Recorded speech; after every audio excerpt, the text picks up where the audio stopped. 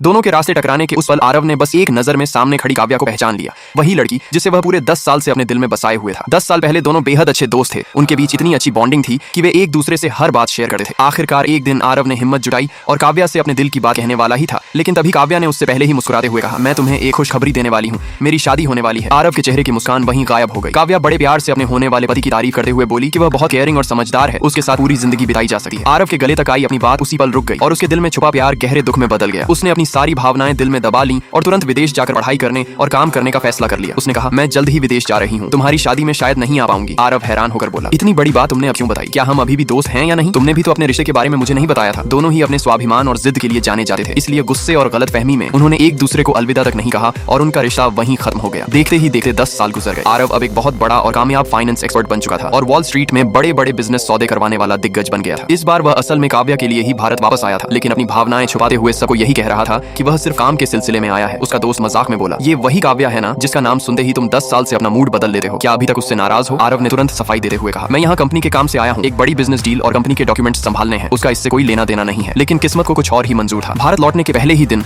आरव की नजर काव्या पर पड़ गई। कभी घमंड और आत्मविश्वास से भरी रहने वाली काव्या आज बेहद परेशान हालत में एक तलाक के वकील से सलाह ले रही थी। शादी के 10 साल बाद उसे पता चला था कि उसका पति रोहन उसे धोखा दे रहा है। उसकी आंखों और चेहरे पर दर्द साफ नजर आ रहा था। काव्या की हालत देखकर आरव का दिल अंदर से टूट गया और उसने तुरंत उसके लिए शहर का सबसे अच्छा तलाक का वकील अरेंज करने की सोची। लेकिन काव्या ने साफ मना कर दिया। वह नहीं चाहती थी कि आरव उसे इस तरह टूटे और कमजोर हालात में देखे। उसने दर्द छुपाते हुए कहा, तुम मुझसे इतना दूर क्यों भाग रहे हो? हाँ, मैं यहाँ तलाक की सलाह लेने आई, अगर तुम मेरा मजाक उड़ाना चाहते हो तो हंस लो। लेकिन काव्या नहीं जानती थी कि आरव की आंखों में उसके लिए मजाक नहीं बल्कि सिर्फ दर्द और चिंता थी। आरव ने कहा, मैं तुम्हारी ऐसी हालत देखकर कभी नहीं हंस सका। फिर उसने अपना ब्लैक कार्ड निकालकर उसकी मदद करने की कोशिश की और कहा कि आगे जिंदगी में उसे किसी भी तरह की परेशानी हो तो वह बिना झिझक उसके पास आ सकती है। लेकिन अपने दम पर दोबारा खड़े होने की जिद रखने वाली काव्या ने उसकी मदद लेने से फिर इनकार कर दिया। वह किसी के सहारे नहीं बल्कि अपनी मेहनत से अपनी जिंदगी दोबारा शुरू करना चाहती थी। आखिर में उसने कहा, तुम बस इस केस की जिम्मेदारी संभालने के लिए वकील को कह दो। लाइक सब्सक्राइब कर देना, भगवान आपको बहुत खुशी देगा।